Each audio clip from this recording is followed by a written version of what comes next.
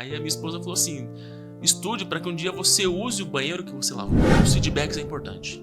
As pessoas, quando têm feedbacks e são direcionadas a um plano de desenvolvimento individual, elas trazem mais resultados. Nós, em cargo de liderança, a gente precisa ter esse nivelamento. A gente não pode deixar em que um pese mais do que o outro, porque senão a sua própria saúde mental pode sofrer alguma consequência, né? E eu sempre falo, pessoal, a nossa clínica, a nossa unidade tem que ter um sentimento. O sentimento qual que é? Ambição de competitividade. A gente tem que ser melhor um dia após o outro. Olá, seja muito bem-vindo, muito bem-vinda ao Fica Pra História, o programa verdadeiro, aquele programa de pessoas reais, histórias reais, sem o mimimi da internet e sem a falsidade que essa internet tem, né? Aliás, será que eu acho que só eu que acho que tem falsidade na internet? Eu acho que tudo é verdadeiro ali, né? Será, gente? E já para começar esse episódio, como nós estamos aqui já no 5º episódio, você já conhece o nosso programa. Então, ó, não compartilhou ainda?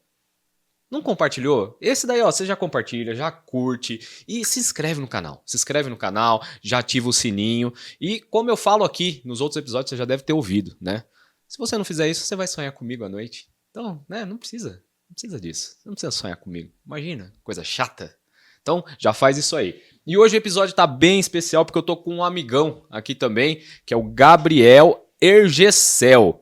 Eu consegui trazer esse cara pra cá hoje pra gente bater um papo totalmente diferente. Você escuta falar sobre empreendedorismo, sobre um monte de coisas aí diferentes, mas a gente vai trazer uma pessoa que tá ali na ativa nas empresas. Hoje, vai ter volta, vamos ter que cortar isso aqui. Deixa eu só ver. O Gabriel, ele é especialista em gestão, com uma trajetória muito forte no mundo empresarial, um pouquinho diferente do empreendedorismo que a gente fala no dia a dia aí também. E uma visão de vida que vai muito além de números. Gabriel, alegria te receber, meu irmão. Obrigado, viu? Obrigado pelo seu tempo, obrigado pela disposição, obrigado por estar com a gente aqui. A gente sabe que não é fácil, né? No seu dia a dia corrido aí também. Agradeço desde já. Já vou começar já. Como pode ser esse episódio? Com filtro, sem filtro, profundo, mais ou menos? Você que vai comandar aqui. O que a gente vai seguir nisso? A gente precisa falar de coisas que interessam ao mundo corporativo. Ainda bem que a gente não vai falar de Palmeiras aqui. Não, Ainda até bem, deveria, porque o jogo de ontem foi maravilhoso. Ainda bem mas, que a gente enfim, não vai falar de Palmeiras. Vamos falar o que o ambiente corporativo traz para nós de hoje em dia. Então a gente vai deixar isso bem sucinto para que o povo entenda, para que o público entenda, e a gente vai ter um bate-papo bem descontraído, tenho certeza disso. Bora lá então. Esse perfil seu voltado para gestão, da onde veio essa mentalidade? Quem era o Gabriel de antigamente? Como foi essa construção? Paulo, a gente sempre cresceu ali meio que em família, né? Então eu não tive muito contato com meu pai biológico, então dentro da minha casa morávamos eu, o meu primo, que eu considero como um irmão mesmo, a mãe dele, que já é falecida, e minha mãe e uma tia, né? Essa minha tia foi uma âncora mesmo assim para a família, porque ela trabalhou muito tempo no Grupo Votorantim, então ela era secretária do Dr. Antônio, então Dr. Antônio Hermílio de Moraes, acho que bastante pessoas conhecem, já ouviram falar sobre a história dele. Um dos maiores empresários, né, do Brasil. Então a gente tinha esse núcleo familiar. Então a mãe sempre falava assim, quando meu filho completar 18 anos, ele vai pro Senai e vai trabalhar numa empresa. Só que Senai, eu tinha aquela visão da eletricidade, do torno e tal, enfim. Então voltando. E era padrão, né, antigamente também, né? Todo mundo... Então, voltando, né? Quando eu tinha essa idade mais jovem, vamos dizer assim, o Adriano, que é meu primo, ele mexia muito com parte elétrica. Então, hoje ele é um engenheiro mesmo elétrico, ele seguiu essa área. Eu sempre gostava de administrar. Então, a gente brincava em casa de empresa, eu era o cara que ia fazer o planejamento. Eu não era o cara que ia colocar a mão na massa, porque eu nunca gostei disso. Sim. Eu sempre gostei de atuar nessa parte de planejamento. Então, a partir desse momento, né, eu falei, bom, eu tenho essa vocação, então preciso agora trabalhar. Né? E com 18 anos eu assinei meu primeiro registro, que foi na Companhia Brasileira de Alumínio, na CBA. Né? Ali eu fiquei durante 16 anos. E eu trabalhava como operador mesmo de máquina. Então eu era ajudante da operação. Começou lá embaixo mesmo, no chão de fábrica e tal. Aí um dia eu me lembro que eu cheguei em casa, eu já era casado na época, que eu casei em 2008. Então a gente já tá falando aí de 3 anos de carreira dentro da CBA. Eu cheguei, eu falei, poxa vida, eu precisei lavar um banheiro hoje, né? Aí a minha esposa falou assim, estude para que um dia você use o banheiro que você lavou. Então eu fiquei com aquela mentalidade, né? Não que lavar banheiro era algo... Sim. Não, é porque eu fiquei assim, caramba, né? Interessante, né? Eu posso usar o local que eu tive fazendo, que eu estava fazendo uma manutenção para ser um local que eu vou estar utilizando um dia, enfim. Mas a pessoa que, por incrível que pareça, deu start assim, na minha vida acadêmica foi a minha sogra, foi a mãe da Leidiane. Ela chegou e falou assim: Gabriel, você tem muito potencial, por que você não estuda? Por que você não busca uma carreira acadêmica? E eu tinha saído da escola do ensino médio em 2004, então a gente está falando de 2012, então já tinha um período aí sem ler um livro, sem fazer absolutamente nada.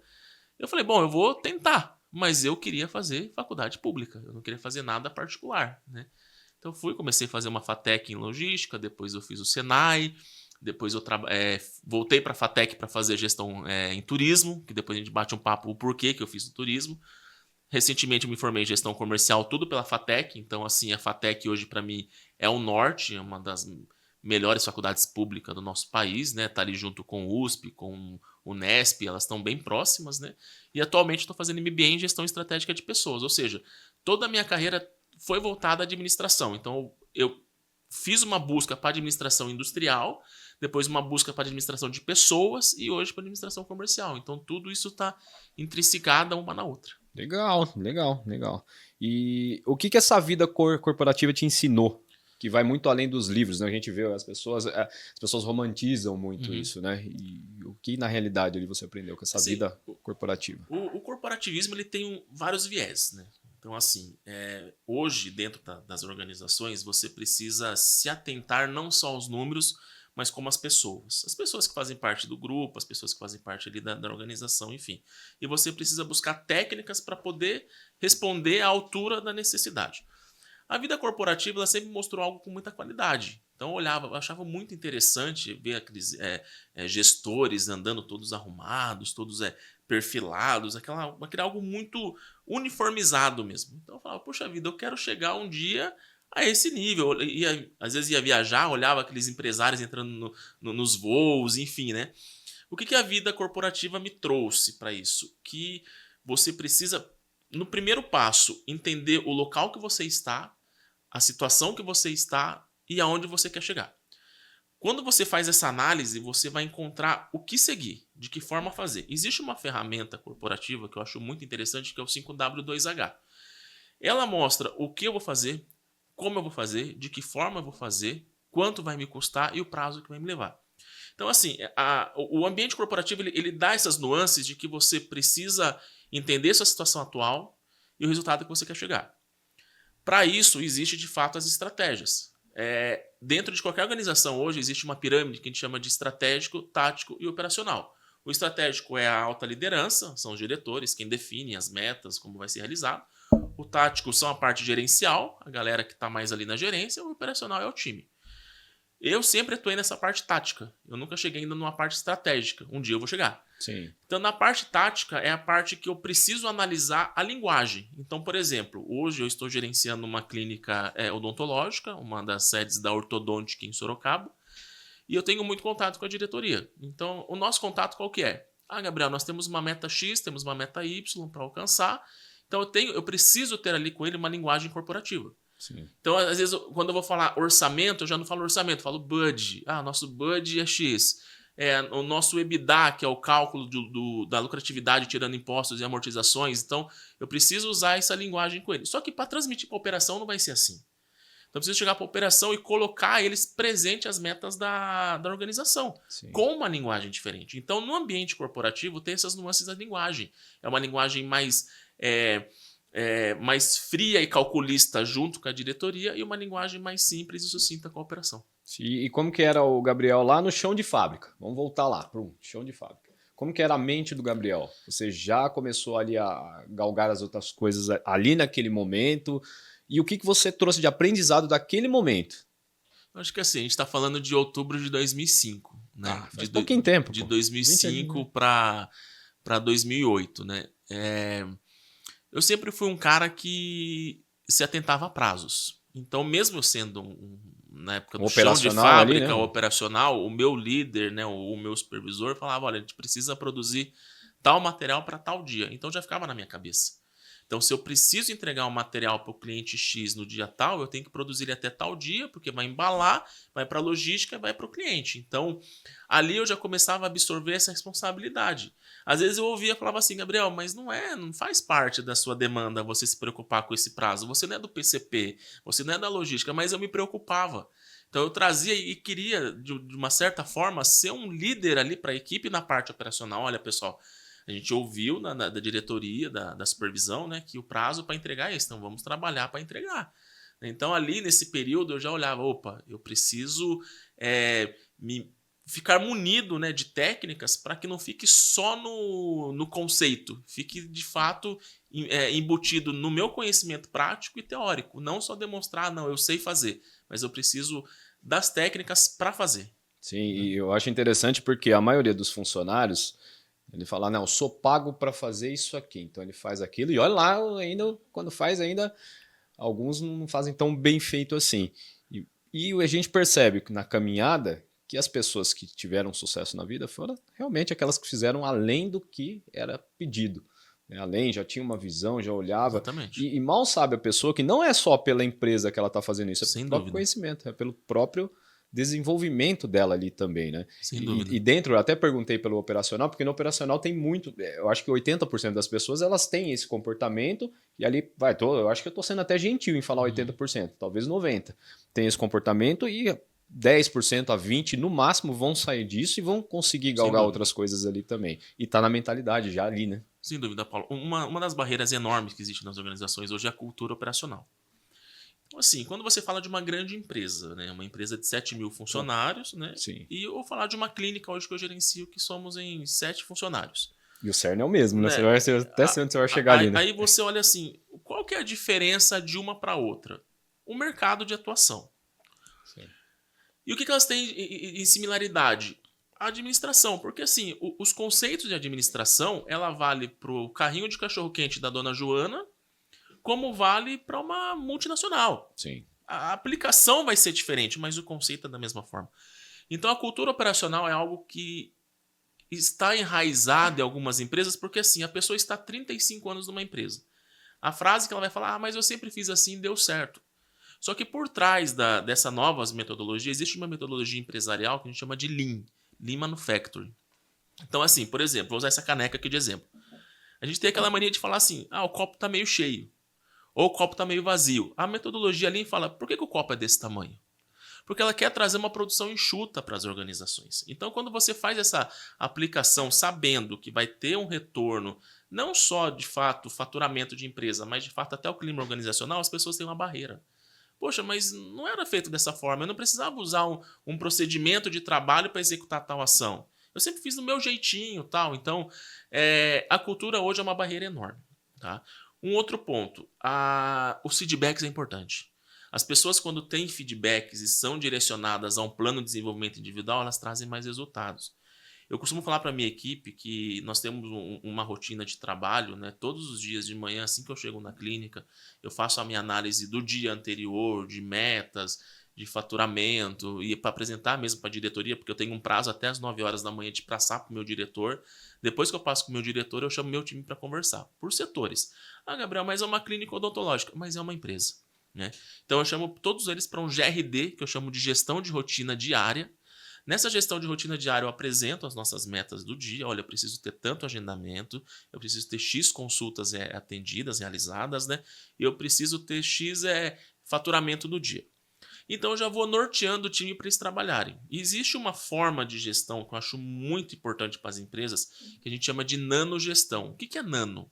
Nano é a menor medida possível. Então, quando eu tenho uma nanogestão aplicada em todo o meu sistema empresarial, eu vou ter tomadas de ações no menor tempo possível. Então, se eu vejo que não está sendo de acordo com o planejado às 9h30 da manhã, eu já preciso tomar uma tratativa imediata. Tem que ser uma ação ver e agir. Então, isso acaba mudando até mesmo o clima organizacional, porque eles começam a pertencer ao negócio. Né? Participar. Eu até uso uma fábula que eles acham bem interessante. Só Gabriel, você vai falar isso de novo. Por exemplo, quando a gente vai tomar um café da manhã, você chega num hotel lá, você pede um ovo mexido com bacon. Por exemplo, o ovo mexido, a galinha, ela contribuiu com o ovo. E o bacon? O porco deu a vida. O porco precisou morrer para para que o bacon estivesse ali sendo servido no café da manhã. Então, às vezes, existem pessoas que só estão contribuindo para a empresa, só vou contribuir e pronto. E algumas pessoas estão ali dando mesmo, de fato, a vida para a empresa. Sim, e o legal desse pertencimento, que a pessoa ela enxerga, ela começa a ver ali, ela tá vendo os números, óbvio que tem gente que vai falar, para que isso, não sei o quê, mas falando de gente séria, que ela tá olhando, ela tá vendo, ela fala, poxa, uma diferença que eu faço aqui na minha área, que não tem nada a ver, pode ali ajudar alguma coisa. Isso é legal, isso é muito legal. Isso aí. A gente chama isso no ambiente corporativo de versatilidade. Sim. A pessoa ela tem uma matriz de versatilidade que ela vê além do esperado.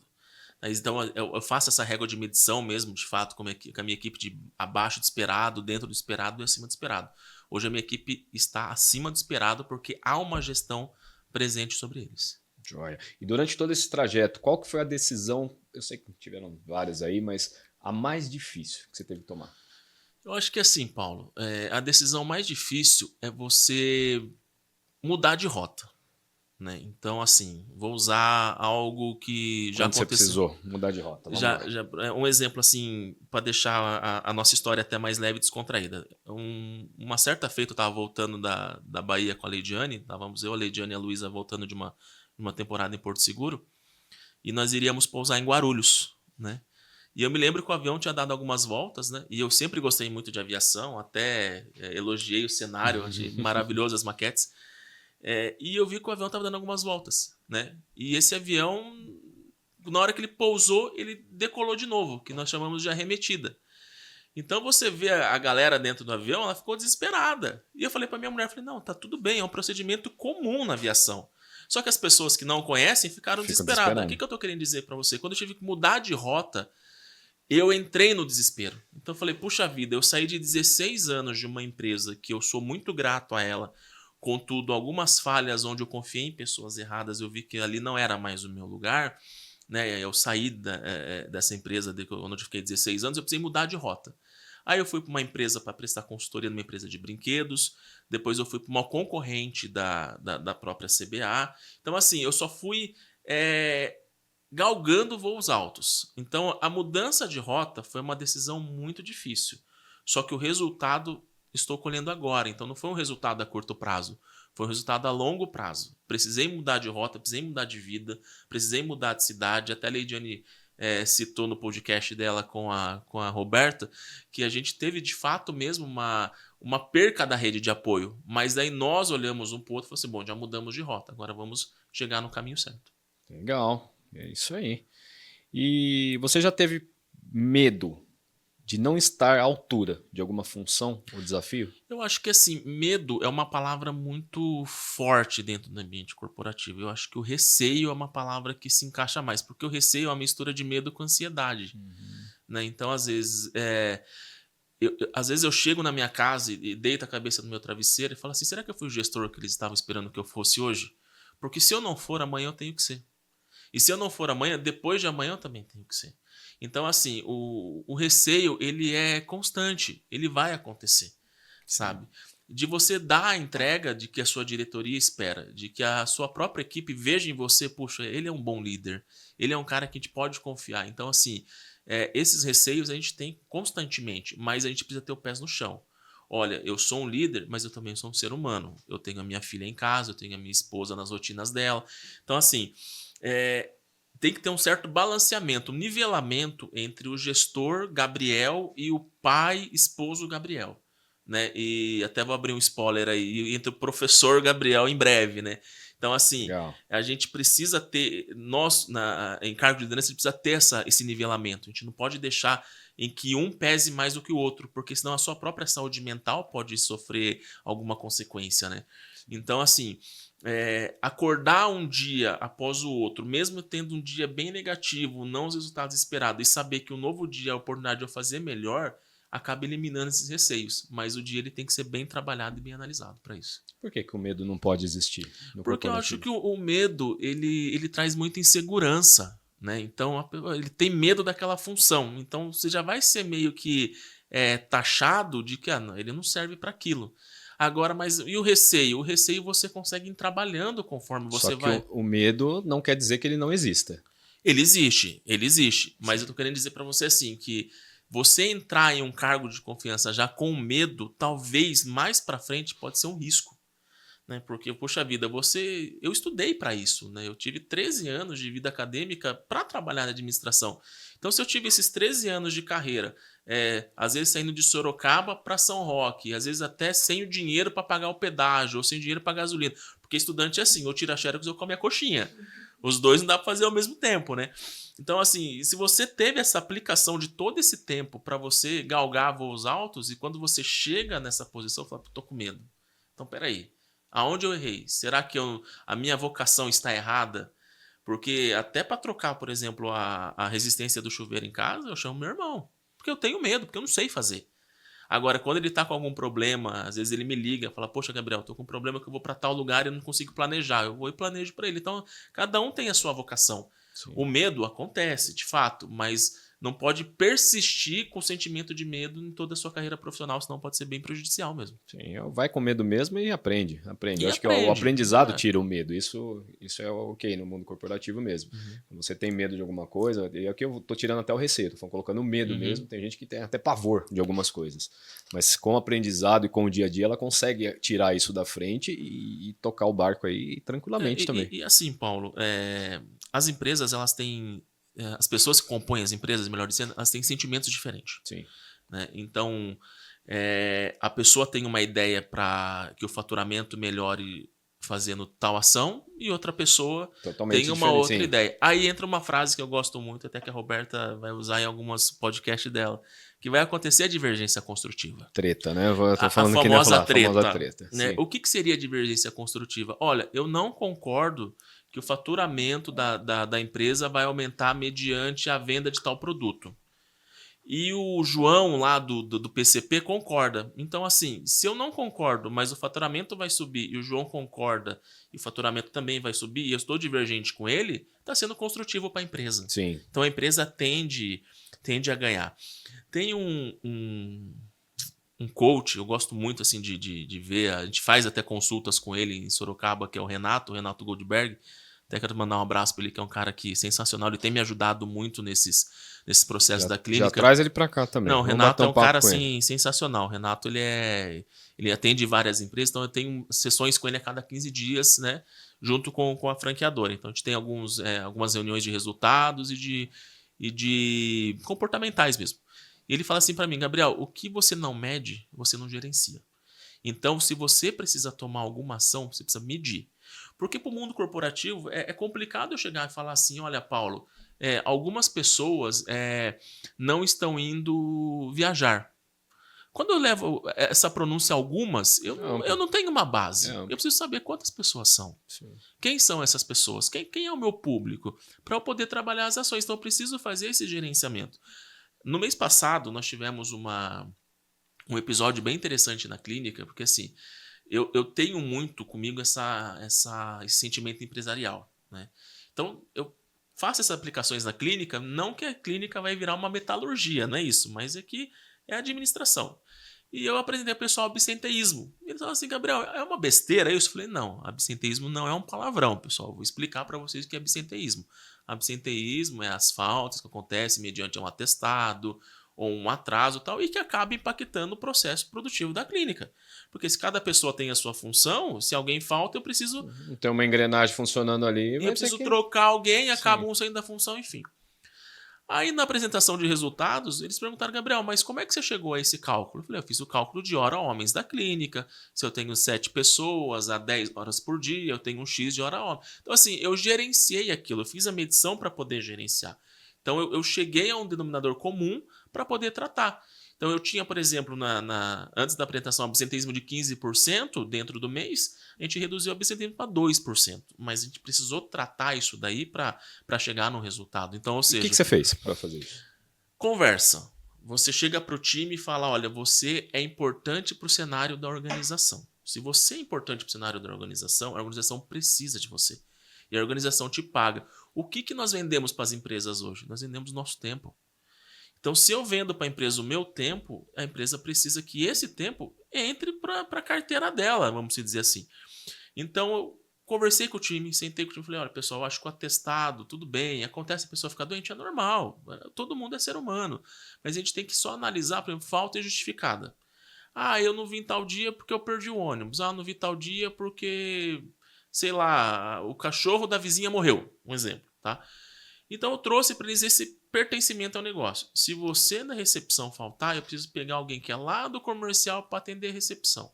Se eu coloco alguém do comercial para atender a recepção, meu comercial defasou. Se o meu comercial defasou, os números da clínica defasem. Então, ou seja, é uma escala, é uma engrenagem dentro do negócio onde todo mundo faz parte.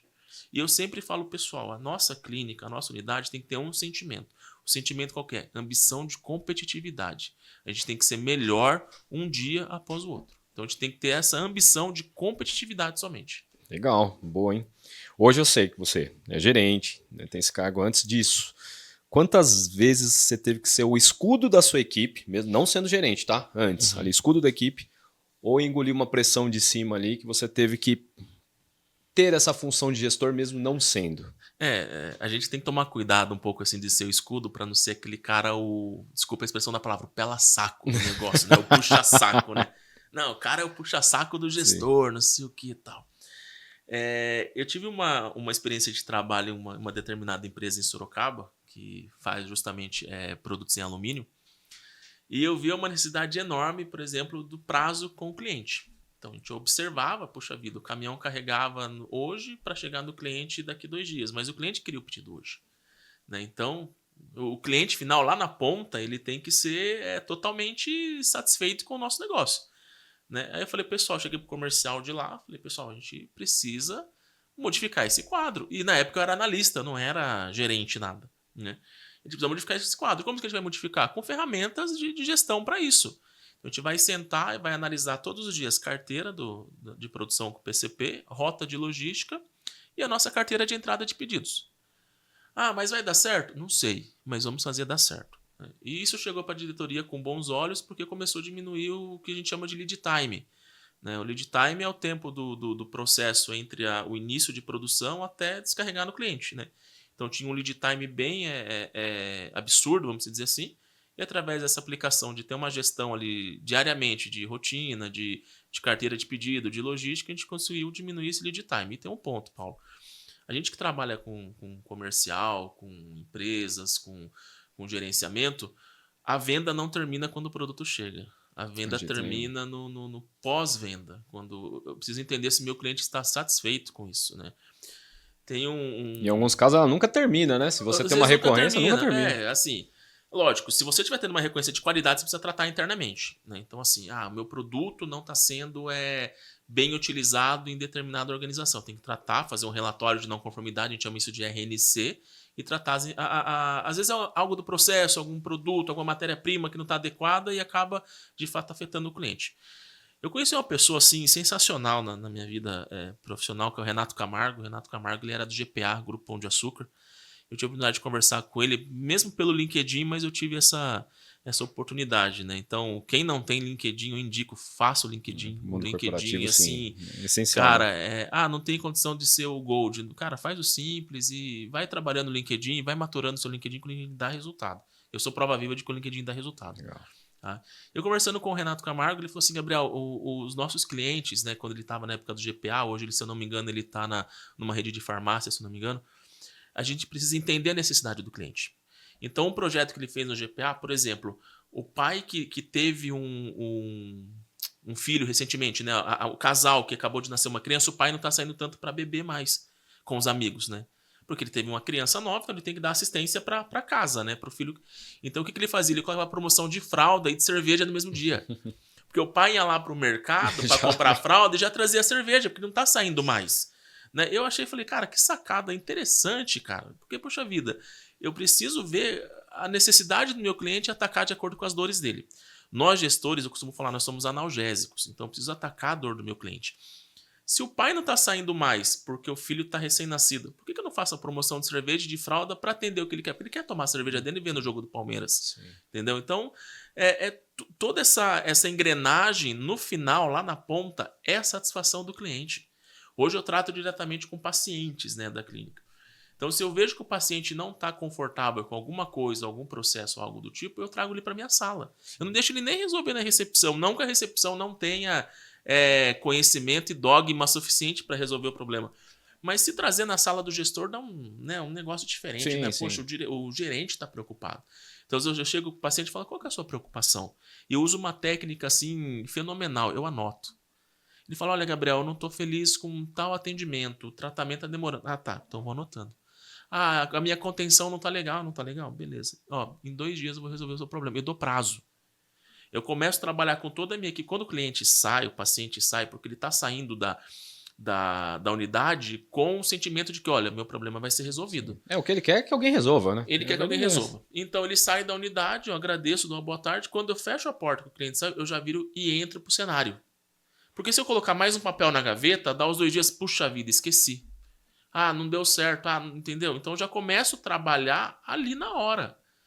Coloco o time em ação, esse é um problema com a minha contenção com o meu fornecedor. Ligo pro meu fornecedor, vamos trocar a contenção desse paciente, enfim. Já toma ação de imediato mesmo, porque se você deixar, vai passar e a insatisfação do cliente vai continuar. Ótimo. Nessas decisões que você tem que tomar no dia a dia, como você sabe qual o seu feeling a hora que você tem que ser um pouco mais intuitivo ou racional?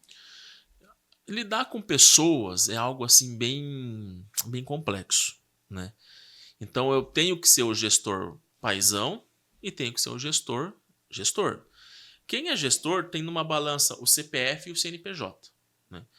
A partir do momento que eu vejo que algum procedimento que nós implantamos, algum processo de trabalho que nós implantamos não está sendo realizado, eu preciso intervir. Por que preciso intervir? Porque nós já temos o processo ali desenhado, já temos ali a forma de fazer, o que fazer. No início da nossa conversa eu falei do 5W2H, que é uma ferramenta de como ser feito, de como fazer. Existe uma outra ferramenta também no mundo corporativo que é o PDCA. O PDCA é o planejar, discutir, corrigir e agir. Só que é uma ferramenta que ela é em círculo, porque ela não para. Porque você faz o planejamento, você discute, você corrige e faz a ação, só que às vezes não foi uma ação sutil, você precisa planejar, discutir, corrigir e agir. Quando que o Gabriel tem que entrar em cena? Quando eu vejo que o padrão não está sendo seguido. Se o padrão não está sendo seguido, lá na ponta eu vou ter problema. Então eu preciso, olha, pessoal, parem as máquinas, o que está acontecendo? Deu divergência nisso. Então vamos aplicar a maneira correta de trabalhar, fazendo da melhor maneira possível, para que o resultado seja aquilo que nós esperamos. Porque se nós olharmos o tempo passar e não fazer nada, a gente vai perder cliente, a gente vai perder dinheiro. E quando a gente está falando de perder cliente, está perdendo faturamento, está perdendo dinheiro para a nossa unidade.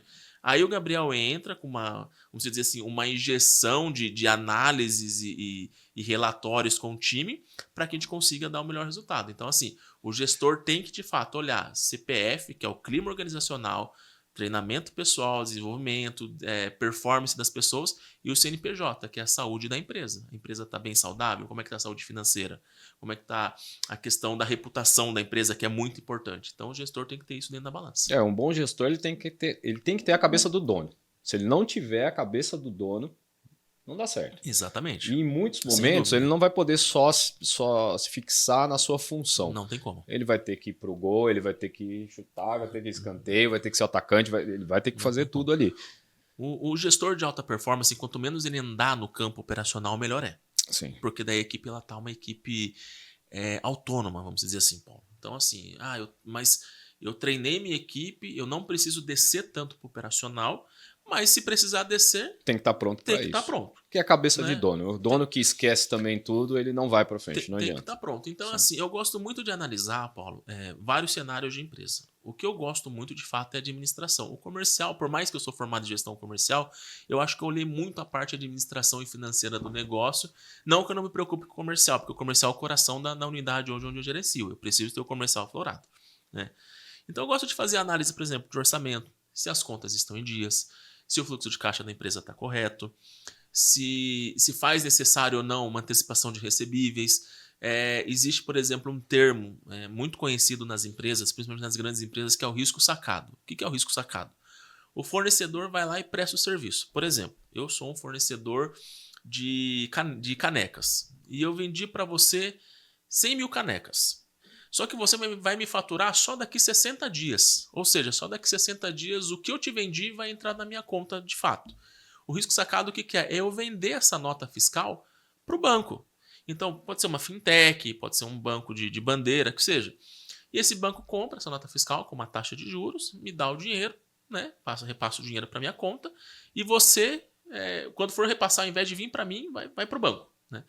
Só que isso tem que ter um fluxo de caixa saudável, porque é um juros que eu vou estar pagando. É conhecido como antecipação de recebíveis, Antecipação né? de recebíveis, né? Então, assim, é válido nesse momento? Ah, não. Então, vai fazer algum investimento? Não, não vou fazer. Se tiver que fazer investimento, vamos criar um capital por fora, que não seja algo voltado a juros, porque, assim, os juros no Brasil ele é enorme, né? Então, você pega hoje, os financiamentos hoje no Brasil, eles são enormes, né? Então, a gente tem uma taxa de impostos altíssimas. Isso para o CPF ou para o CNPJ, que seja.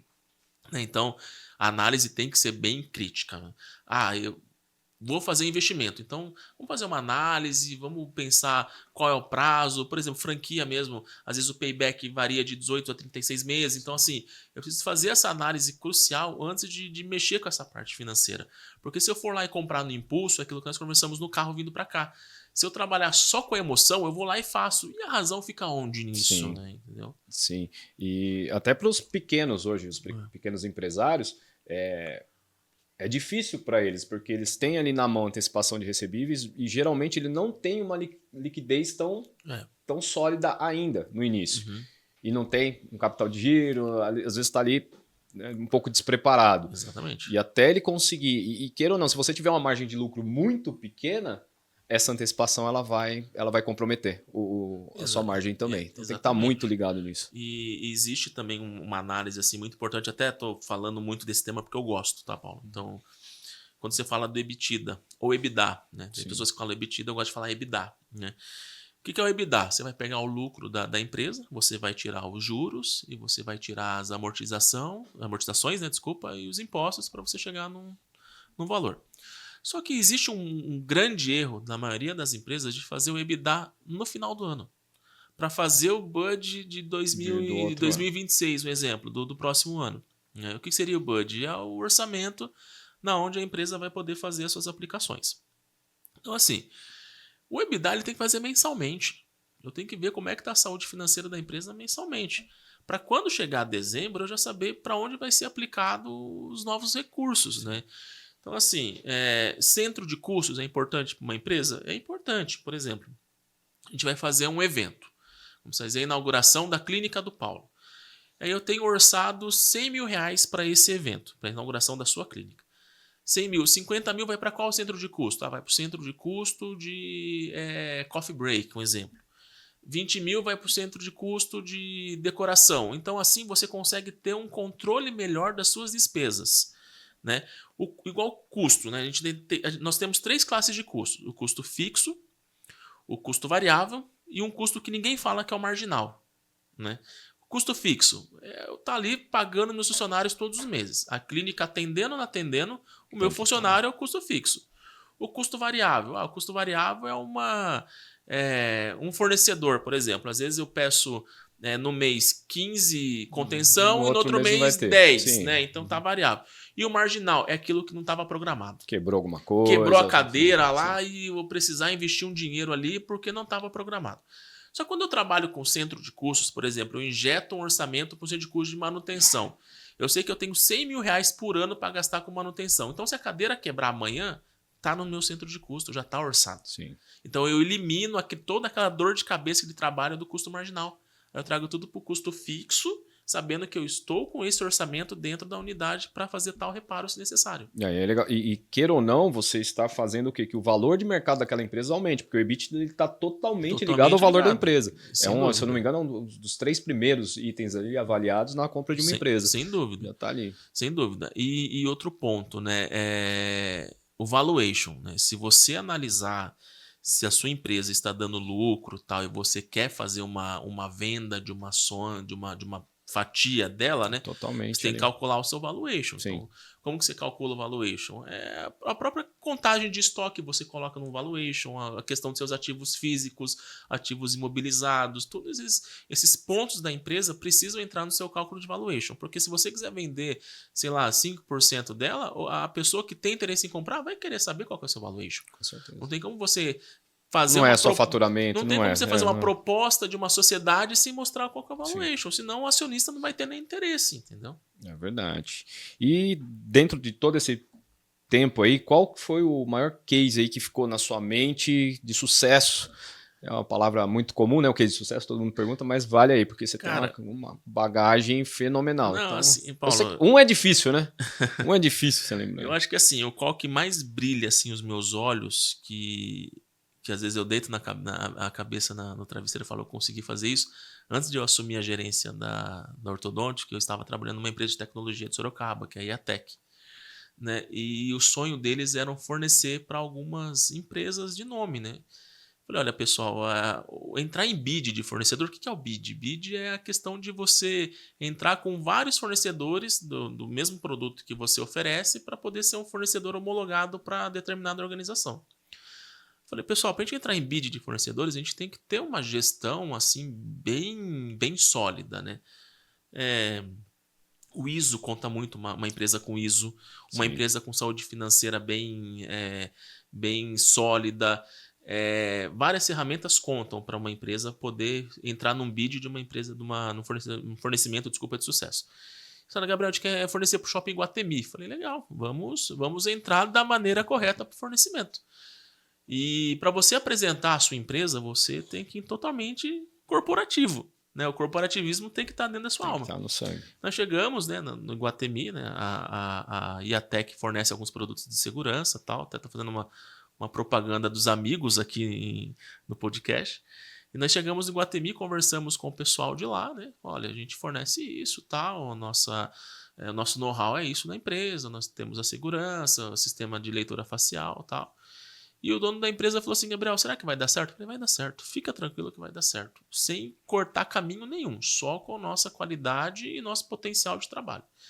Passou acho que um mês, mais ou menos, o comprador me ligou, assim, Gabriel, em quanto tempo vocês conseguem entregar pra gente, acho que era 100 mil ou 10 mil, acho que 10 mil leituras de faciais. Falei, olha, em 15 dias a gente entrega. 15 dias? Falei, 15 dias. Ah, então, ok, bom saber. E desliguei o celular. E liguei pro dono da empresa. Em 15 dias a gente consegue? Ah, Gabriel, é impossível. Falei, vamos conseguir. Aí passou um tempo, tal, passou acho que uns 5 dias, ligamos pro fornecedor nosso de controle de acesso, recebemos os softwares, né? Aí o Iguatemi entrou em contato faltando 12 dias. Tá aí? Eu falei, não, tá aqui com a gente. Então tá, a gente tá homologando vocês então, porque o prazo que vocês deram é o que vocês estão entregando. Então, assim que eu saí da IATEC para assumir a Ortodontic, né, eu tenho já informações de que eles estão homologados na long list mesmo do Shopping Iguatemi. Então, eles podem Legal. fornecer para o Iguatemi do Brasil inteiro. Né? O que for rede Iguatemi de shoppings, a IATEC tem disponibilidade para estar fornecendo. Então, aquilo para mim foi uma vitória assim, bem bacana. Eu gostei mesmo. Pô, isso foi acho que um dos maiores, né, que Foi, não, sucesso ali acho desse que último tempo aí, acho que pelo que a gente conversando, é, realmente eu gosto muito, isso porque foi legal. assim, eu preciso colocar na técnica, né, na negociação, nas técnicas de negociação, melhor dizendo, o conhecimento do produto e a postura, né? Então isso conta muito. Né? Não adianta eu chegar e só falar, eu forneço isso e pronto. Eu tenho que ter uma postura para que o meu cliente sinta-se à vontade em comprar comigo. Né? Não, você é um cara fera, isso aí não tem é indiscutível. Só que agora vamos lá. O Gabriel já errou algumas vezes, né? Então, Bastante. qual foi o maior erro do Gabriel e que trouxe um aprendizado real para sua vida? Eu acho que a confiança nas pessoas, né? Tu tá ligado a gente, né? Não tem jeito. Cara, você assim, quando você trabalha num cargo estratégico, né, um analista de gerência tal, você começa a criar elos. Né, se você não tomar cuidado, você acaba sendo um bode expiatório, vamos dizer assim. Então, teve sim fatos que a ausência de confiança nas pessoas que eu depositei a minha confiança me destabilizou, né, a ponto de eu falar, olha, eu não sou o profissional que eu acho que eu sou, entendeu? Então, assim, as pessoas que me cercaram em alguns momentos da minha vida profissional e que acabaram tentando degrenir, machucar a minha imagem, vamos dizer assim, foram as pessoas que hoje pagam o preço disso, né? Eu não sou aquele cara que se você fez, Deus vai te castigar, não é isso? Mas eu sou o cara que fala assim, se você fez algo que é errado, uma hora a conta A vem, conta vem. né? Então, assim, quem fez algo pra mim de mal, que eu acabei, tipo, depositando minha confiança e eu vi que eu depositei em pessoas erradas, hoje não estão mais no meu ciclo de amizades, né? Então, assim, o aprendizado ele varia muito com o que você está vivendo no momento, né? Se você tem hoje essa confiança de depositar em uma pessoa e você só pensa naquele momento, pode ser que a longo prazo você se decepcione, né? Então, assim, observa bem o momento que você está vivendo e quem são as pessoas que estão em volta. Sim. Aí você faz essa análise para você não se sentir tão prejudicado como eu me senti há uns anos atrás. Eu falo bastante também, né? A gente tem a mesma fé, né? Inclusive Sim. vamos na mesma igreja e Deus perdoa, sim, mas a fatura vem, filho. A vida é igualzinho cartão de crédito. Você vai passando, a fatura vai vir. Você vai ter que pagar uma hora ou outra, Uma não tem hora jeito vai ter ali. que pagar, Ah, sem tá dúvida. perdoado? Sim, tá perdoado, mas a fatura vai vir, você tem que se virar. Isso aí não tem jeito. Paulo. Sem dúvida. Bom, vamos falar um pouquinho de casamento agora, né? Você já é casado há muito tempo aí com a Leidiane, tem uma filha linda, maravilhosa que tá aqui, né? Coisa fofa. A Luísa tá aqui com a gente também. Palmeirense, viu? Olha, Claro. você sabia que não era perfeito mesmo, não tinha jeito, né? Como que você mantém o equilíbrio de vida profissional com o seu casamento, como o Gabriel pai? Assim, o Paulo. Domingo é um dia que nós tiramos para fazer uma autoanálise de como foi a nossa semana e como nós podemos planejar a próxima semana. Então, eu atendo na clínica até os sábados. Sábados eu sempre estou lá também, né, até meio-dia. Então, deu 1h da tarde, eu não vou falar para você que se desliga 100%, porque Demora um pouco, é né, difícil, desligar, né? assim, Então, vai demora um dando pouco. aquela curva de desligamento, vamos dizer assim, né? Então, chega um domingo, cara, então eu gosto de acordar, a gente toma o nosso café da manhã em família, né? Sagrado isso no domingo. E vamos para nossa comunidade, né? Porque ali é o momento que nós temos para sentir Deus ainda mais próximo de nós. Não que Deus não esteja próximo no decorrer da semana, não é isso. Mas ali é o momento de agradecer pelo que deu certo e agradecer também pelo que não deu certo. Porque eu penso assim, se não deu certo é porque Deus não queria que desse. Então, obrigado, Deus, por não ter dado certo também. Então, assim, domingo é um dia que eu sou família, né? Então, qual que é a nossa rotina? Comunidade de manhã, né? Eu gosto de ir nos cultos da manhã mesmo, porque tem o jogo do Palmeiras à tarde no domingo, então eu preciso estar disponível para assistir o jogo, brincadeira. Mas é o nosso almoço em família no domingo, né? Sempre gosto de estar ativo nas tarefas de casa, porque a Leidiane também tem uma vida muito corrida, né? De escola e tal, então gosto de secar louça, gosto de lavar louça, eu não gosto de lavar banheiro, tá? Fica um spoiler aqui. Mas assim, eu gosto de lavar louça, eu deixo organizado. E eu sou muito planejador. Então, assim, a Lidiane fala assim, Gabriel, o que a gente vai almoçar? Então eu planejo a semana. Olha, na segunda a gente vai almoçar um frango, na terça uma carne, na quarta um peixe. No domingo já. Aí eu começo a falar do domingo na terça com ela. Ela fica brava. Ela fala, mas domingo ainda, mas na terça-feira eu já tô falando, olha, domingo, sua mãe vem para almoçar em casa? Se sim, a gente tem que planejar alguma coisa. Se não, então eu tenho muito esse fluxograma na minha cabeça, sabe? Então a sua mãe vem, vem. Então nós vamos fazer um frango com batatas, enfim. Minha mãe não vem, então vamos almoçar uma marmitex pra gente ficar mais tranquilo em casa, entendeu? Então eu gosto muito desse lance de família, né? Nos dias dos pais agora, a Luísa fez uma homenagem com a escola dela, né? Então nós fomos no parque, daí eu chamei a minha mãe com a minha irmã, porque eu gosto que a minha mãe esteja presente nesse período da Luísa também. Então, às vezes eu ligo, mãe, minha mãe mora em Alumínio, que dá 20 minutos de Sorocaba, mais ou menos. Então eu falo, mãe, vem, você precisa ver a Luísa crescendo, precisa ver a Luísa na piscina, no parquinho, andando de patins e tal. Então eu gosto que ela esteja presente, assim como minha sogra, como minhas cunhadas, minha cunhada, né, desculpa, a minha irmã. Então eu gosto que elas estejam presentes nesse momento. Então o Gabriel é um cara que gosta da família.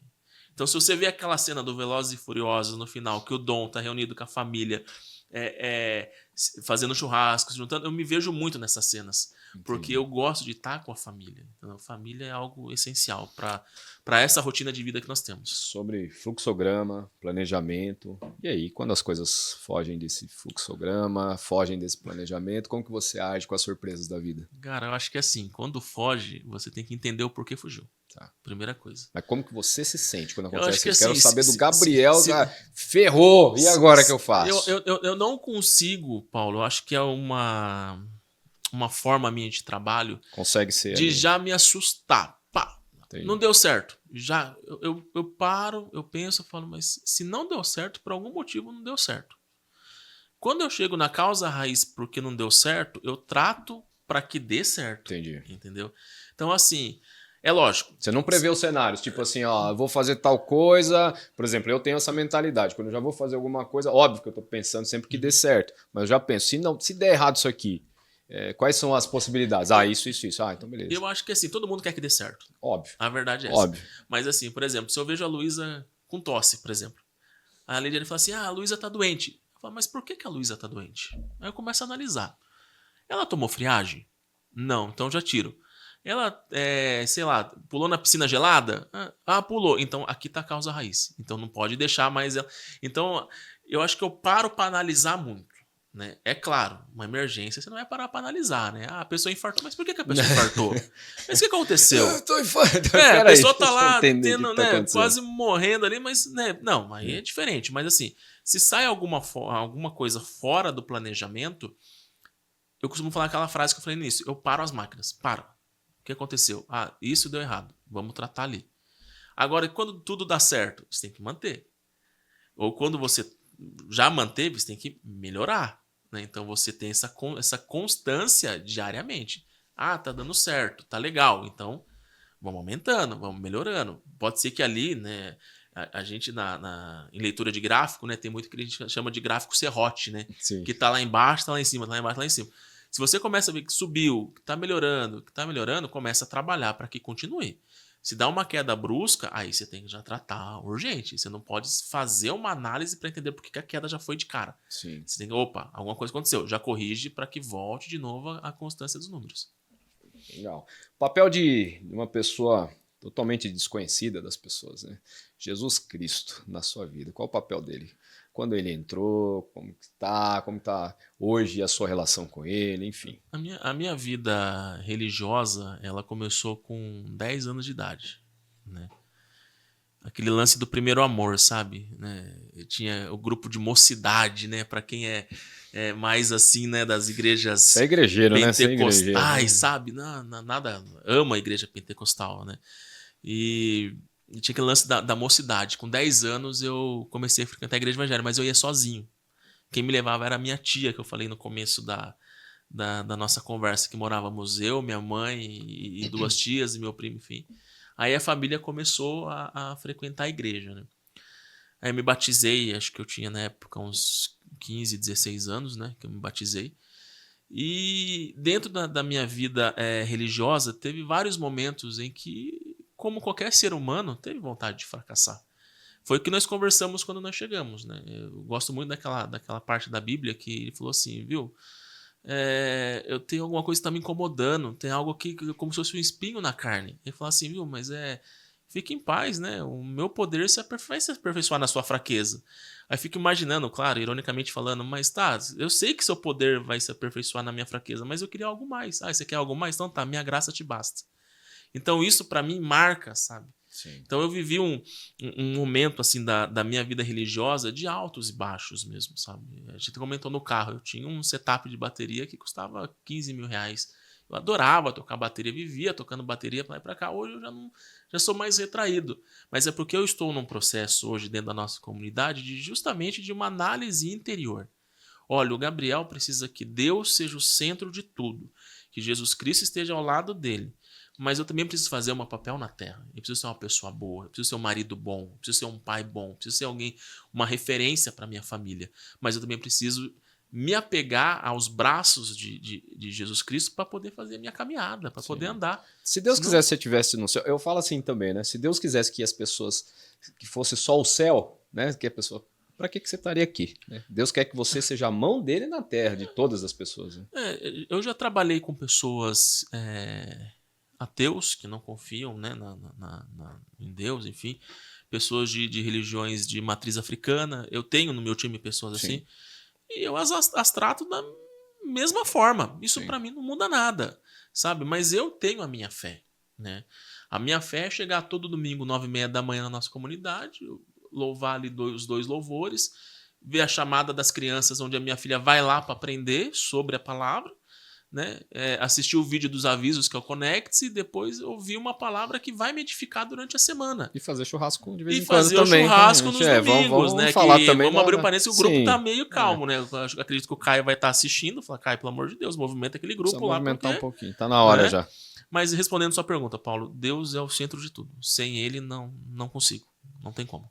E você tem orgulho do Gabriel que você se tornou? Se eu pudesse falar com o Gabriel de 15 anos atrás... Calma que você vai falar, calma. Calma que você vai Se- falar. Mas se eu Calma que você puder... vai falar. Eu acho que assim, eu tenho orgulho assim do que eu estou construindo, porque naquela pirâmide de Maslow que a gente fala, né? Eu já estou começando a chegar ali na ponta, né? Consegui, né? Mas eu precisei passar por várias etapas, né?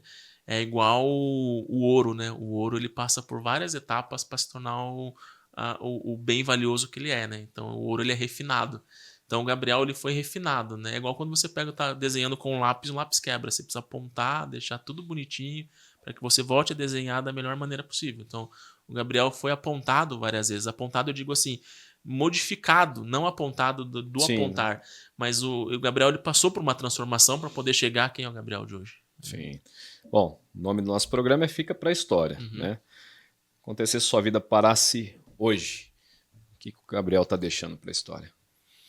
Resiliência. Cara, vai pra cima. Bom, o Gabriel foi vilipendiado. Vocês costumam falar que eu falo as palavras bonitas, né? Eu esqueci, na apresentação, faltou eu falar que pra andar com esse cara, eu preciso ter um dicionário do lado às vezes aqui. Eu acho que assim, o Gabriel ele foi muito vilipendiado, ele foi muito humilhado, né? Ele foi bastante assim, olha, você não vai conseguir, você não vai chegar. Então, Por quem, Gabriel? Não precisa falar nomes, mas por quem? Família, profissionais? Por quem? Profissionais. A família sempre tá do lado. Joia. A família Nem sempre sempre, tá né? junto. Com você, graças pelo a Deus. menos assim, a minha mãe sempre... eu me lembro quando eu tinha tipo 10 anos, minha mãe batia na minha cabeça assim, tipo fazendo carinho e falou assim, você vai crescer, você vai ser isso que você quer ser. Então, Legal. eu sempre tive essa... Igual eu falei pra vocês, eu nunca tive a figura do pai biológico, né? Meu pai biológico ele é falecido. Eu tenho lá em Itapetininga 5 irmãs por parte dele, né? Que eu tive um pouquíssimo contato, mas eu não tenho eu que ficar procurando, mas eu estou aqui também, né? E a figura de pai que eu tenho é do meu padrasto. Então, se você pegar meu celular hoje e ver pai, é meu padrasto. Entendi. Né? Então, eu já levei meu pai para ver o Campo dos Santos, lá na Baixada, que ele é Um santista. ótimo lugar, inclusive. Já levei ele pra praia, então a gente já saiu pescar junto. Então, ele é a minha figura de pai. Né? Então, assim, a minha família sempre me apoiou. Né? O meu sonho mesmo de infância era ser piloto. Isso.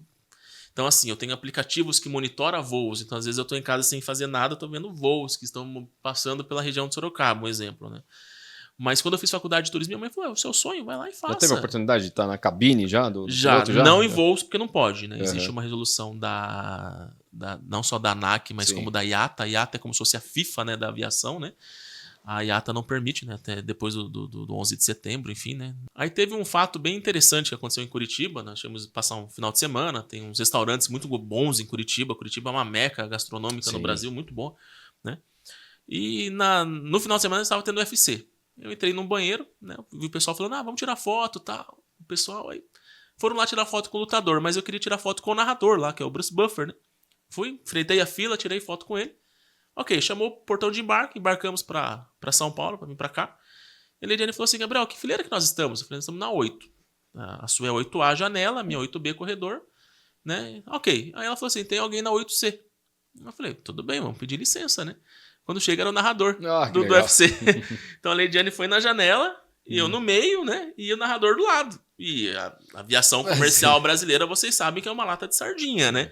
Então eu sentado aqui, né? O pessoal passava para tirar foto e eu vou para Curitiba para São Paulo é 40 minutos, é o tempo de decolar, servir alguma coisa e já pousar quando serve, né? E a Leidiane falou assim: "Nossa, amor, que sorte, hein?" Eu falei: "Agora eu vou gastar meu inglês." O cara do lado, né? Eu falei: "My name is Gabriel. She's my wife, né? Essa é minha esposa." Aí ele virou pra mim assim, do you like drink water? Eu falei, yes, I like drink beer, né? Eu gosto de tomar cerveja e tal, né? Foram 40 minutos falando inglês com o Bruce Buffer. Eu falei, foi a melhor... Treinou inglês, ainda viu o cara... Só falou, tipo, chamar eu, né? Falou assim, Gabriel, né? Só faltou isso. Mas assim, a minha família sempre me apoiou, né? Em todas as tomadas de decisões. Então assim, se eu tiver que sair dessa terra hoje, o Gabriel deixou resiliência e força de vontade. Legal. Boa. Estamos já no final e eu tenho 2 perguntas especiais para você aqui. Deus me deu um dom de criar uma máquina do tempo. Ele falou, você vai criar uma máquina do tempo. Sou fã de Volta para o Futuro, né? Então, aqui sempre tem isso.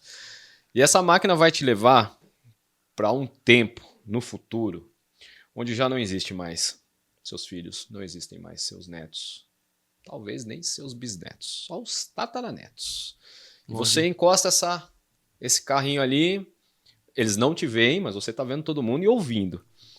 E naquele momento estão falando algo de você, os seus tataranetos. O que você gostaria de ouvir deles ali? O tataravô falou que o Palmeiras tinha mundial mesmo. Não, Brincadeira. Não, até lá o Palmeiras eu acho que nem vai existir mais. Brincadeira. Aí, vai sim. O que eu queria que eles estivessem falando sobre mim? O legado que ele deixou tá perpetuando até hoje. Então, assim, se nós tivermos um bisa tataravô que batalhou e buscou o melhor para a família, hoje a gente é o reflexo disso. Então, eu gostaria de ouvir ele falando isso. Ele foi fiel ao propósito que ele teve, à ideia que ele teve, ao planejamento de vida que ele teve, alcançou e está nos dando força para fazer da mesma forma que ele fez. Então, o que eu queria ouvir da minha posteridade seria isso. Ele buscou e conseguiu. E a gente vai conseguir da mesma forma que ele fez. Ótimo, excelente. E agora, óbvio, né? Você está lá, você voltou para o seu carro, você foi digitar lá a data que você queria voltar para o passado, só que deu um problema no negócio lá. Ele não vai aceitar para onde você vai, ele vai justamente para a sua idade de 5 anos de idade. O que você falaria no ouvido do Gabriel de 5 anos de idade? O que eu falaria? Cara, você vai ter uma filha tão linda. Eu falaria isso daí, cara. Você vai constituir uma família tão bonita, só que é assim, cara, cuidado. Cuidado porque a vida é um campo minado. E peça direcionamento a Deus para saber aonde você vai pisar nesses campos minados. E fique marcado na história. Ah, que dica, hein? É isso. Que dica. É isso.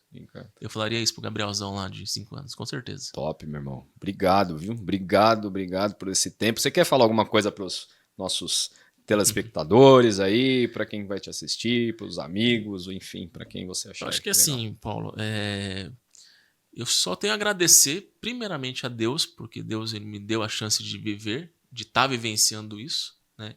Coisa que há 5, 6 anos atrás eu jamais imaginaria, né? Minha família, minha esposa e minha filha são as minhas maiores motivações hoje em terra, então eu faço o que posso e além do que posso por elas. Não tô falando que a gente vai pra Disney todo final de semana, não é isso, mas sempre que eu vejo que elas precisam de alguma coisa, eu vou lá e batalho até fazer. Enquanto eu não entregar o que elas precisam, pra mim não tá bom. Falar pras pessoas que me ouvem, eu acho que assim, eu sou muito grato à minha tia, cara. Acho que a minha tia Irene foi uma pessoa que ela foi o norte mesmo, sabe? Ela que falou, não, estude, vai atrás, busque conhecimento, faz o que você gosta de fazer e colhe seus frutos, né? E para as pessoas que me ouvem, eu acho que assim, resiliência e força de vontade é muito individual. Ninguém vai injetar isso em você. Isso sai do seu coração, da sua vida. Sim. Né? Buscar conhecimento, porque é importante sim ter um curso superior, uma pós-graduação, mas faça o que gosta. Faça aquilo que está no seu coração. Eu gosto de cuidar dos animais. Vai lá fazer veterinário, faculdade para ser veterinário. Gosto de ser médico. Faz o que você quer. Sim. E quando você faz o que você quer, você acorda motivado. Você acorda, puxa vida, eu tô indo fazer o que eu quero, o que eu gosto de fazer. Né? Então, para as pessoas que me ouvem, busque conhecimento, vão atrás, sonhe. Sonhar é algo assim que você, é super importante porque você se baseia através dos seus sonhos, dos seus próprios planos, Sim. né? E vá atrás dos planos e projetos de vida que vai dar tudo certo. E não esqueça da sua fé. Não deixa de lado a sua fé. Não estou falando de religião. Estou falando, não deixa de lado a sua fé. Sua fé vai ser a sua base nos piores momentos. Pode ter certeza disso. Ô, meu irmão, obrigado, viu? Obrigado pela aula, obrigado pelo tempo. Foi eu top, que agradeço. top, Imagina, fenomenal, viu? Imagina, obrigado mesmo. E você que ficou aí até o final com a gente, não se esqueça de curtir, compartilhar, salvar, mandar para aquela pessoa que você lembrou aí durante o episódio também. E espero você nos próximos episódios do Fica Pra História. Um abraço.